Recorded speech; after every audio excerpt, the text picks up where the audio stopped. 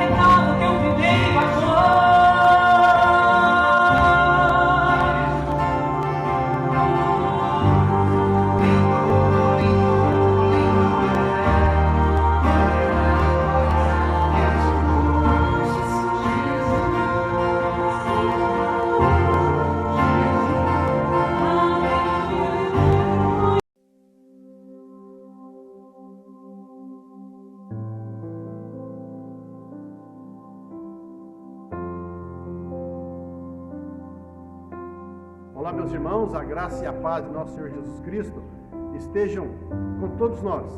Momento da palavra que o Senhor tem colocado em nosso coração, para que nós possamos transmitir a homens fiéis e idôneos. Que você possa receber essa palavra que eu tenho certeza que transformará a tua vida, o teu viver, a tua caminhada, a partir do momento que você digerir essa palavra, no nome de Jesus. E a palavra que eu gostaria de compartilhar está em Marcos capítulo 13. Ao sair Jesus do templo, disse-lhe um dos seus discípulos: Mestre, que pedras, que construções? Mas Jesus lhe disse: Vês essas grandes construções? Não ficará pedra sobre pedra, e não seja derribada. Aleluia! É palavra de Jesus Cristo. E eu gostaria de falar a respeito dessa palavra, o que Jesus levou através dessa conversa com os discípulos. E eu gostaria de falar sobre o novo templo do Senhor. O novo templo. Ele disse que aquele templo seria derrubado. Mas, diante das suas explicações para os discípulos, hoje nós podemos ver que há um novo templo do Senhor. Que você possa observar essa palavra e dizer como tem sido esse novo templo do Senhor. Em toda a trajetória da Bíblia, nós podemos ver que o maior prazer, que a maior alegria do Senhor, de Deus, é estar juntamente com seu povo, com seus filhos, em comunhão plena. Então, toda a Bíblia, nós poderíamos resumir que o desejo de Deus é ter relacionamento íntimo com cada um de nós. E nesse texto, nós podemos observar que Jesus Cristo, ele levou os discípulos a pensar, e eles chegaram a perguntar: Senhor, como que sucederá isso? Nós podemos ver que Jesus entrou no templo, as pessoas estavam proclamando ele como rei.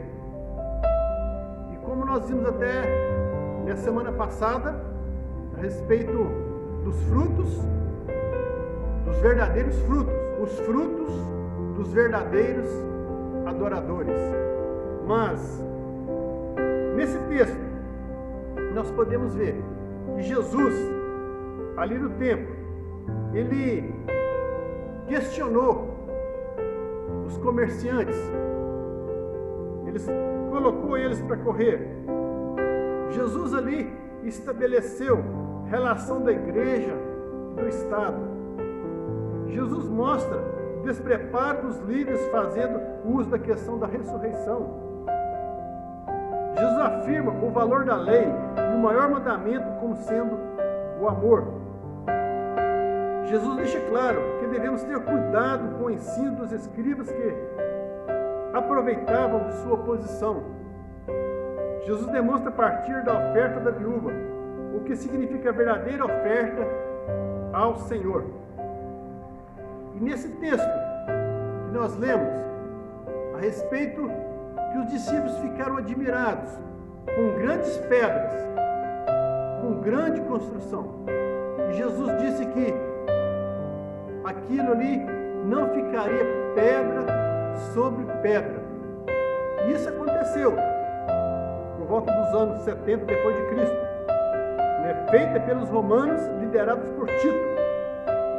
Aquele templo foi derrubado.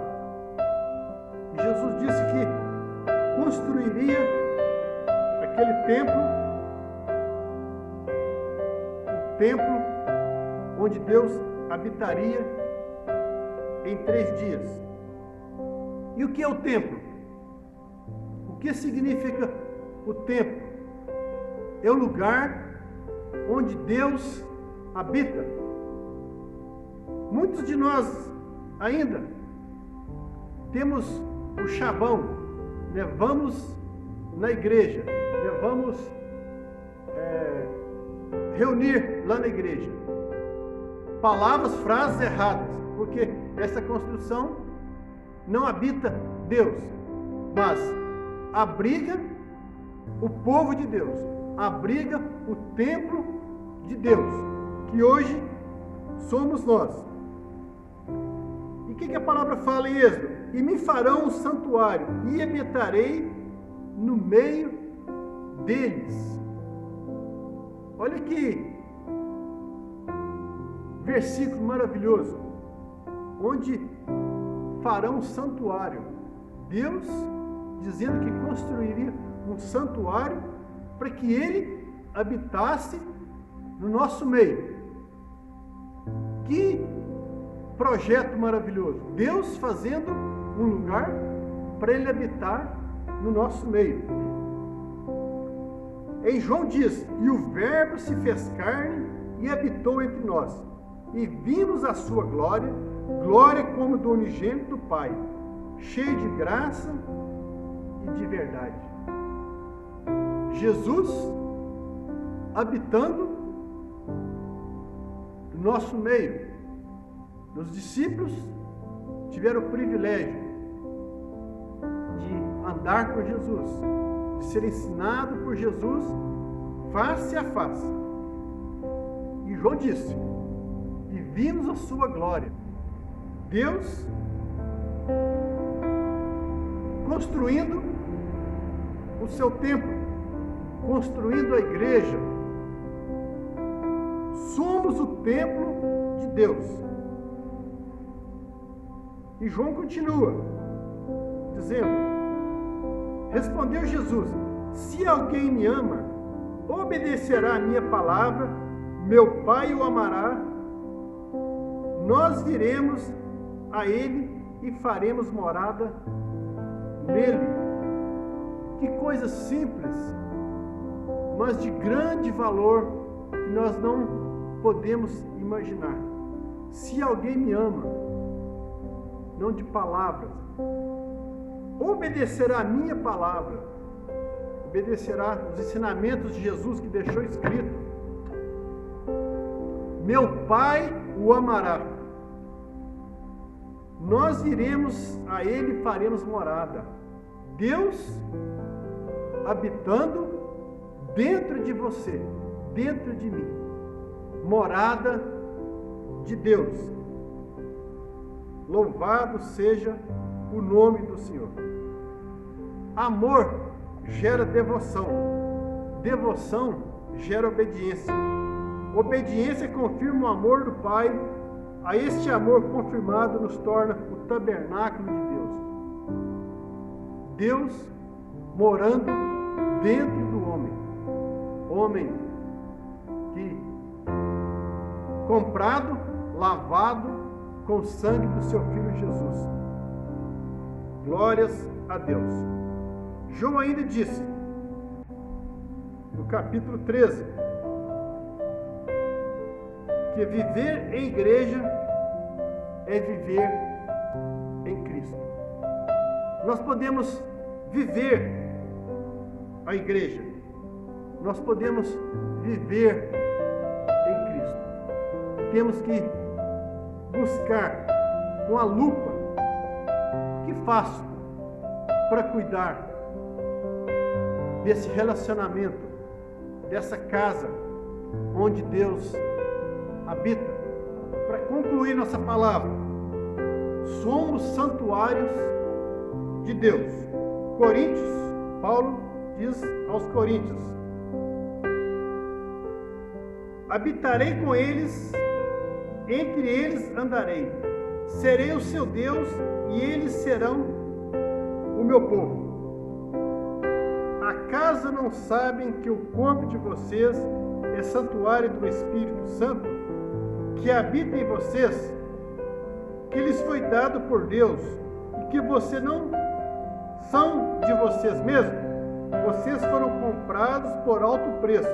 Portanto, glorifiquem a Deus com seu próprio corpo. Cuide do templo do Espírito Santo. Cuide, porque você tem a pessoa mais preciosa habitando com você. Por isso, fica esse desafio de saber que você foi comprado com alto e precioso sangue. Por isso, faça tudo na sua vida para agradar o seu dono. Louvado seja o nome do Senhor. Não sabeis vós que habita o Espírito de Deus em você? Que Deus seja louvado.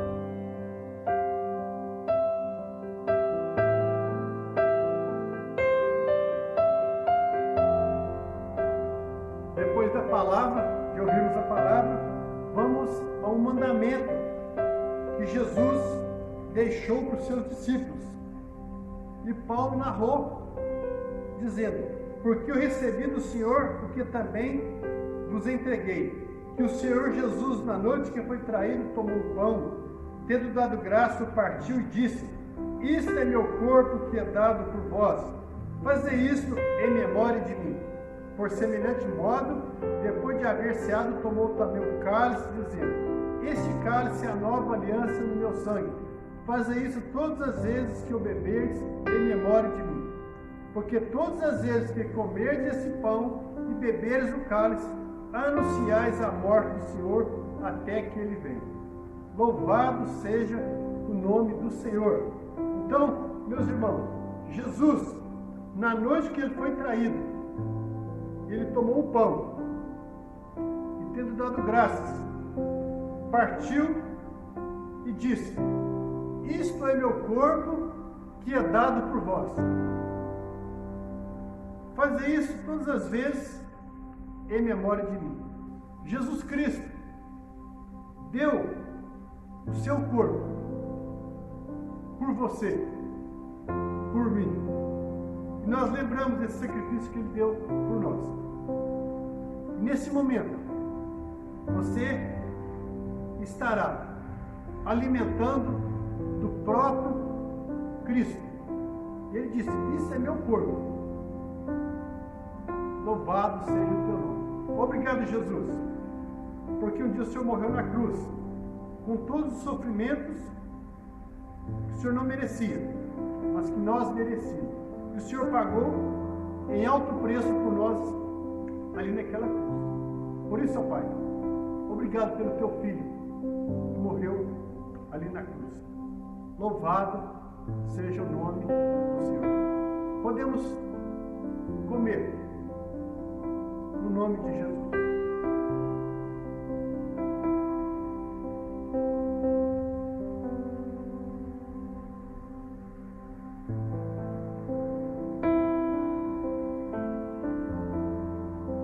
Depois ele pegou o cálice, disse: este cálice é a nova aliança do meu sangue. Fazer isso todas as vezes em memória de mim. Obrigado, Jesus, pelo teu sangue que foi vertido ali na cruz por nós. E essa nova aliança que o Senhor fez com o homem na presença do Pai. Nós queremos renovar com o Senhor no nome de Jesus. Amém.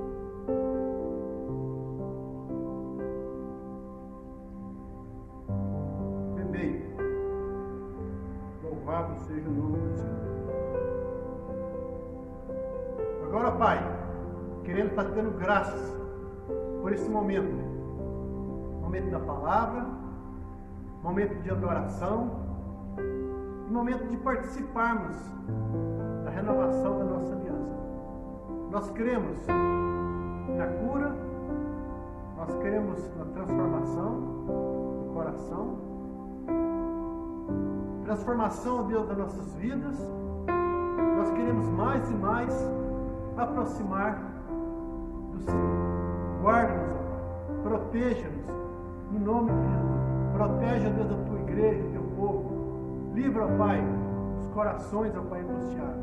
Deus, que o participar dessa ceia possa dar um novo renovo à tua igreja, no nome de Jesus. Amém. Louvado seja o nome do Senhor. Que Deus abençoe, que Deus o guarde, no nome de Jesus.